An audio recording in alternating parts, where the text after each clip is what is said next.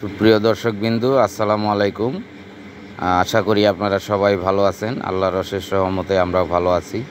তো আজকে আবারও আপনাদের মাঝে নতুন একটা ভিডিও নিয়ে আসলাম যে এই গারলগুলা বিক্রি করা হবে। এখানে টোটাল প্রায় 60টা গারল আছে বাচ্চা সহ। তো ওই বড় ভাই শখের বয়সে কিছু পালন করার জন্য আনছিল, কিন্তু ওনার চাকরি হয়ে যাওয়ার কারণে এখন এগুলা দেখাশোনা করার লোক নাই। এই গারলগুলা বিক্রি করা হবে। যদি কেউ কিনতে ইচ্ছুক হন তাহলে স্ক্রিনে দেওয়া নাম্বারে যোগাযোগ করবেন। আর এটার লোকেশন হলো ফরিদপুর রাজবাড়ি এটা লোকেশন। যদি আপনারা কেউ কিনতে ইচ্ছুক হন তাহলে অবশ্যই স্ক্রিনে দেওয়া নাম্বারে অথবা ডেসক্রিপশন বক্সে দেওয়া নাম্বারে যোগাযোগ করবেন। ইনশাআল্লাহ আপনার সুস্থ সবল গারল পাবেন। গারলগুলো মাশাআল্লাহ খুব সুন্দরী। ভিডিওটা ভালো করে দেখবেন।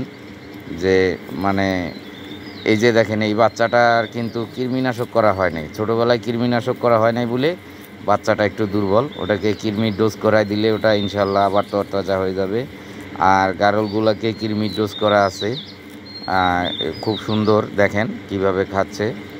তো গারলের মেইন জিনিসটাই হলো খাওয়া দাওয়া।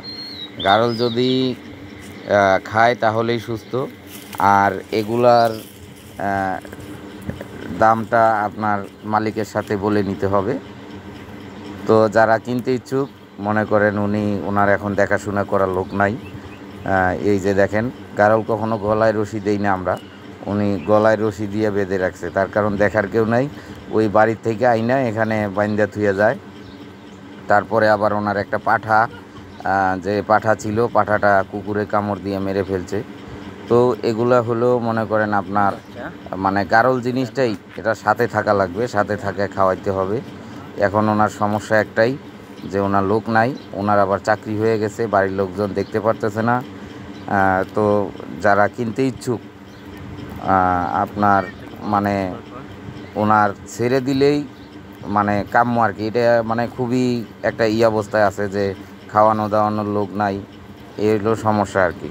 আপনার খামারে যখন আপনি থাকবেন না তখন নানান রকম অসুবিধা দেখা দিবে, এটা দেখা দিবে। আর এগুলা এইভাবে বাইন্দা রেখে খাওয়াইলে এগুলার জীবন